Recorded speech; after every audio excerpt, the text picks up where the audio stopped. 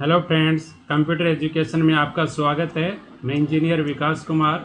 आज का हमारा टॉपिक है हिस्ट्री ऑफ कंप्यूटर।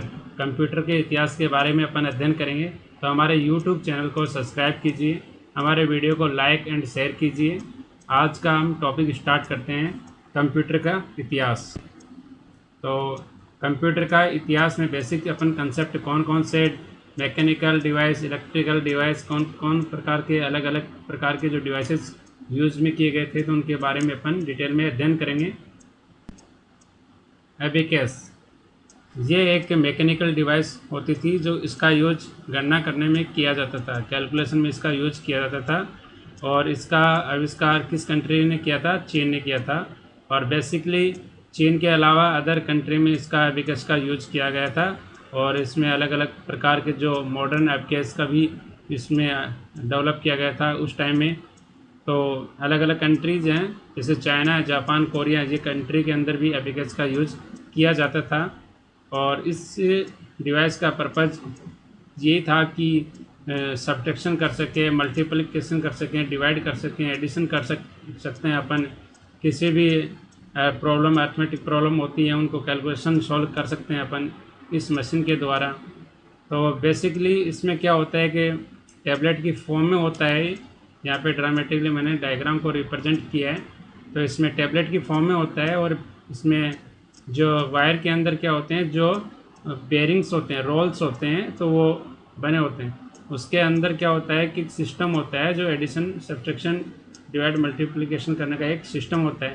इस डिवाइस की सबसे अच्छी बात यह है कि जैसे अपन एडिशन सब्ट्रैक्शन करते हैं तो इसमें कैलकुलेशन फास्ट होती है, और डिवाइडेशन यानी भाग और गुणा करते हैं तो इसकी जो स्पीड है वो कम हो जाती है। तो बेसिकली इस डिवाइस से इतने ही प्रकार से क्वेश्चन पूछे जाते हैं कि एबेकस का आविष्कार कहाँ हुआ था? तो चाइना के अंदर हुआ था। और बेसिक अगर बात की जाए तो 300 BC के अंदर, इससे पहले अदर कंट्रीज़ भी यूज करती थी एबेकस को, जैसे कोरिया है, जापान है, ये सब इसको यूज करती थी कंट्रीज। और एक दूसरा प्रकार का क्वेश्चन ये पूछा जाता है कि ये किस प्रकार के डिवाइस है? तो मैकेनिकल डिवाइस है जो अर्थमेटिक कैलकुलेशन प्रोसेस, अर्थमेटिक जो कैलकुलेशन होती है उनको करने में इसका यूज किया जाता है। तीसरा प्रकार का ये क्वेश्चन यहाँ से पूछा जाता है कि एबेकस के अंदर जो स्पेशल जो कैलकुलेशन प्रोसेस होती है तो वो जनरली आज की तुलना में उसकी स्पीड कम होती थी कैलकुलेशन की। तो ये प्रकार के क्वेश्चंस इसमें से पूछे जाते हैं। तो अपन अब नेक्स्ट इसमें मॉडर्न एबेकस के बारे में थोड़ा डिटेल देख लेते हैं। तो ये मॉडर्न एबेकस है, और इस एबेकस के अंदर अपने जो ह्यूमन बीइंग में जैसे अंगुलियां होती हैं उसी प्रकार से अपने इसके अंदर अंगुलियों जैसा सिस्टम वायर्स लगे होते हैं, और इसमें रिंग जो रिंग्स होते हैं और वो एक रोटेट करते हैं, तो उसके अकॉर्डिंग इसमें कैलकुलेशन की जा सकती है। और नेक्स्ट अपन दूसरी मैकेनिकल डिवाइस, इलेक्ट्रिकल डिवाइस के बारे में अपन अध्ययन कर नेपियर बोन्स। तो इसका खोज किसके द्वारा की गई थी? ये क्वेश्चन पूछा जाता है। नेपियर बोन्स की खोज जॉन नेपियर के द्वारा की गई थी। और ये कौन सी डिवाइस है? फर्स्ट लॉगरिथम जो डिवाइसेज है, तो इसमें क्या हुआ था इस सिस्टम के अंदर, इस डिवाइस के अंदर 1617 ईस्वी के अंदर इसमें क्या था कि एक लॉगरिथम सिस्टम की खोज हुई थी सबसे पहले, और वो जॉन नेपियर ने की थी। और ये प्रिंटेड टेबल के रूप में होता है सेम। और इसमें क्या होता है, अल्टरनेटिव जो लॉगरिथम वैल्यूज होती हैं उनके अलग अलग स्टिक्स होती हैं, उस पर ये डिवाइस वर्क करती है। तो नेक्स्ट डिवाइस के बारे में अपन अध्ययन करते हैं। स्लाइड रूल क्या होता है? स्लाइड रूल का यूज डिफ़िकल्ट कैलकुलेशन करने में यूज किया जाता है। ये इंग्लैंड के इंजीनियरों के द्वारा डेवलप की गई थी। और इस सबसे पहले 1632 ईस्वी में इस 3 साइंटिस्ट थे, एडम्स गार्टनर था, विलियम्स ऑक्टर्ट था और रॉबर्ट डिस्कर था।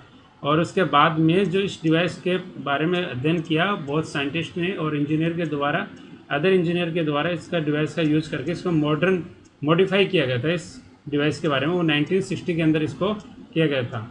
तो बेसिकली इसका यूज डिफ़िकल्ट कैलकुलेशन में इसका यूज किया जाता है, बस इससे ज़्यादा क्वेश्चन नहीं पूछा जाता इस डिवाइस में से। तो नेक्स्ट देखते हैं।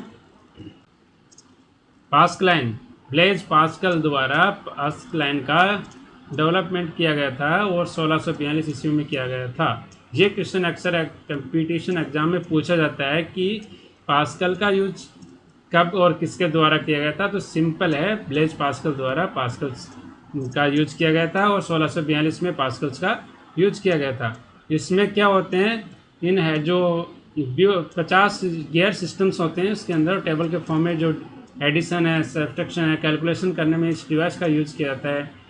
जनरली आपको बस इतने ही से डिवाइस से क्वेश्चन पूछा जाएगा। ये यहाँ पे एक ब्लेज पास्कल जो पास्कल्स डिवाइस है उसके बारे में मैंने यहाँ पे डायग्राम रिप्रेजेंट किया है।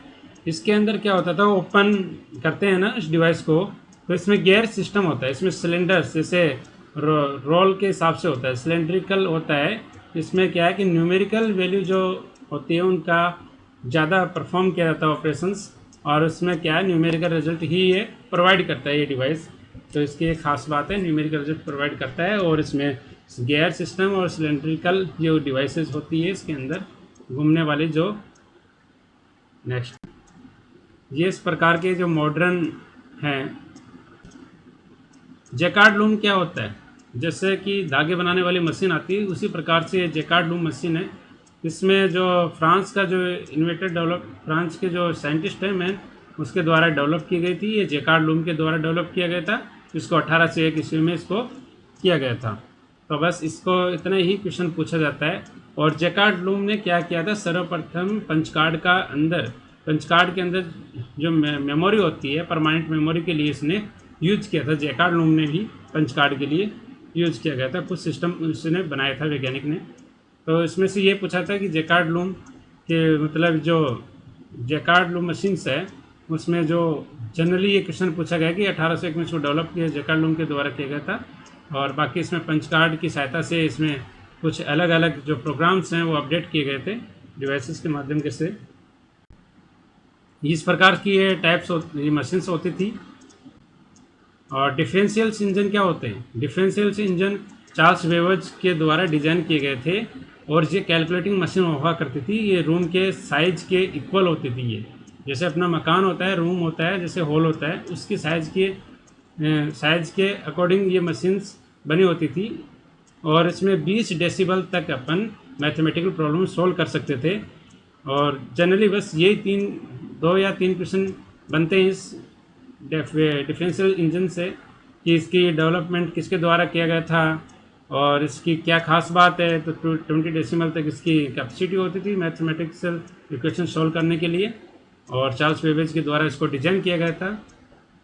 तो यहाँ पे मैंने एक अच्छे परफॉर्म डायग्राम दिखाया मैंने आपको यहाँ पे। तो ये सेक्शंस में बटे होते हैं और इसमें जो रोल्स लगे होते हैं उसके द्वारा कैलकुलेशंस की जाती है। एनालिटिकल इंजन, इसका डेवलपमेंट किसके द्वारा किया गया था, चार्ल्स बेबेज के द्वारा इस मशीन का डेवलपमेंट किया गया था और इसको एनालिटिकल इंजन भी कहा जाता है। और ये सेम जैकार्ड लूम्स है उसके सिद्धांत पे कार्य करते हैं मैकेनिज्म के अकॉर्डिंग। इसमें पंच कार्ड्स टेक्नोलॉजी का यूज किया गया है और इस मशीन को इम्प्रूव करके चार्ल्स बेबेज के द्वारा एनालिटिकल इंजन बनाया गया है। और इसमें जो विशेष प्रकार से क्वेश्चन ये पूछा जाता है यहाँ पे, जो 1833 ईस्वी में इस मशीन को जो डेवलप किया गया था वो चार्ल्स बेबेज के द्वारा। तो बस इतना ही इस मशीन में इतना ही क्वेश्चन पूछा जाता है, एनालिटिकल इंजन किसके द्वारा डेवलपमेंट किया गया था और कब किया गया था। तो यही जनरली क्वेश्चन बनते हैं इसमें, चार्ल्स बेबेज के द्वारा डेवलप किया गया था और 1833 ईस्वी में इसको बनाया गया था। तो नेक्स्ट एक यहाँ से क्वेश्चन आता है कि फर्स्ट महिला प्रोग्रामर कौन थी। तो लेडी एडा फर्स्ट महिला प्रोग्रामर थी उस टाइम के अंदर। तो ये क्वेश्चन आप रीड कर लेना। Thanks for watching my video. हमारे यूट्यूब चैनल को सब्सक्राइब कीजिए, लाइक कीजिए, शेयर कीजिए। आज के लिए इतना ही। Thanks for watching my video.